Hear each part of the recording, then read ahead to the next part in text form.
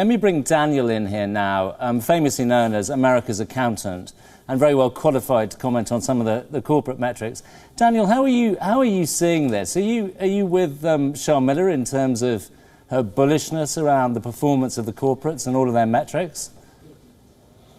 Yeah, I think there is a lot of corporate strength out there, and I believe that India is really in a great position to take advantage of many things that are being presented around the world. Again, as my colleagues have mentioned, that's not without risk, and I think the largest risk that pertains to India right now is not the strength of corporations that would look to invest in India and to build in India, but rather a worldwide recession.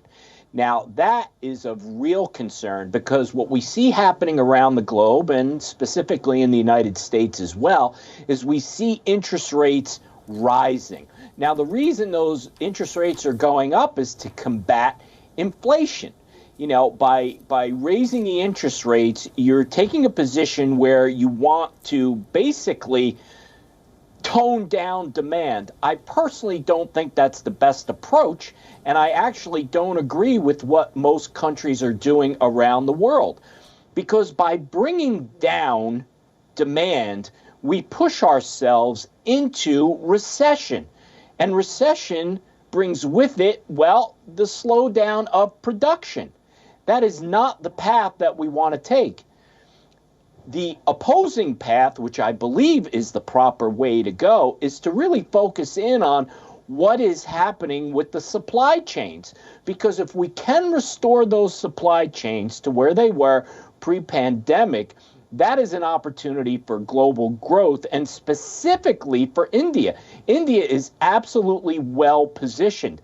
And by the way, the strength of the U.S. dollar right now bodes very well for India because of the opportunities that exist for investment in India. At the same time, we also see China struggling still through COVID, continuing to shut down.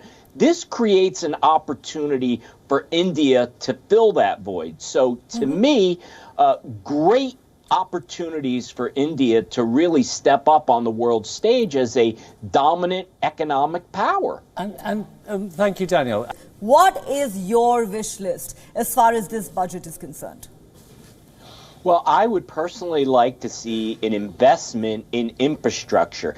In order for India to stay on this path that we're talking about of really economic growth and prosperity, even though it may be down as we're talking about, it's still doing much better than the rest of the world. I think one of the key components is that investment into infrastructure, physical infrastructure as well as technological infrastructure.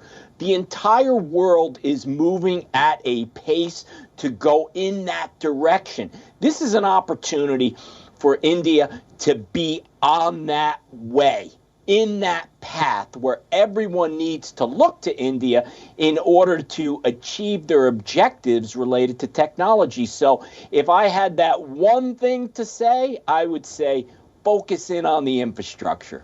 Daniel, just staying on this attractiveness of India to foreign business. You read the economic surveys there, it looks a very attractive place. But what's your sense in real terms of how attractive India is to foreign investors or to foreign entrepreneurs? Because there has been prejudice in the past. Well, I think prejudice exists everywhere, so I don't think that's unique per se to India. But what I will say, which I think is an advantage for India, I think that there is a real mistrust when it comes to entrepreneurs and even governments in dealing with China, specifically related to the theft of intellectual property. I mean, that is really one of the concerns that businesses around the world have in investing in China. Conversely, I don't hear any of those discussions or hesitation in investing in India, because I do think that the country and the businesses are viewed as trustworthy. And I think with the labor shortage in many different areas, at least in the United States, there is an awful lot of outsourcing that's going on to India. So I believe that prejudice aside, India will continue to do very, very well there.